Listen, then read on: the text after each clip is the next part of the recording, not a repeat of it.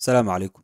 Dabka ka kacay magaalada Los Angeles ayaa waxa ku baaba'day hanti gaadhaysa 150 bilyan oo dollar. U fiirso hadda, Maraykanku wuxuu sheegtaa in uu yahay waddanka ugu awoodda badan caalamka.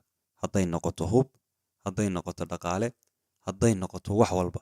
Haddana waxa uu awoodi kari waayey joojinta dab yar oo ka kacay magaalada dhinaceeda, kadibna ku faafay magaaladoo dhan. Sidoo kale ninkan oo laga yaabay inaad inta badan ku aragteen social media oo la yiraahdo James Woods ayaa waxa uu sanadkii hore ku baaqay in la laayo Falastiiniyiinta ku nool Gaza oo dhan, isagoo sheegay in aanay jirin wax xabad joojin iyo wada hadal ah. Wuxuuna noqday ninka loogu hadalhaynta badan yahay maadaama uu hadalkii uu maalintaa lahaa uu isaga dib ugu soo noqday. Waxaana la arkayay isaga oo ka hor oynayay tiifiyada, hantidiisii iyo guryihiisiina ay ku baaba'een maalin keliya. Haddaba, maadaama aan nahay dad Muslim ah, waxa waajib ah in aanan keliya dhacdadan u arkin shay iska caadi ah ee ay noo noqoto cibre iyo ku tusaale qaadasho.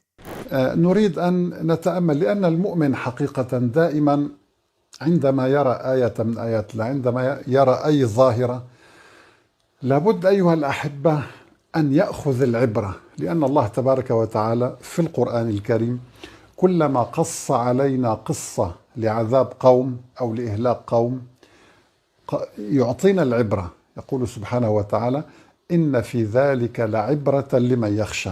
ninkan waxa la yiraahdaa Cabdul Daa'im, wuxuuna leeyahay kana la yiraahdo mucjisatu kulli yawm.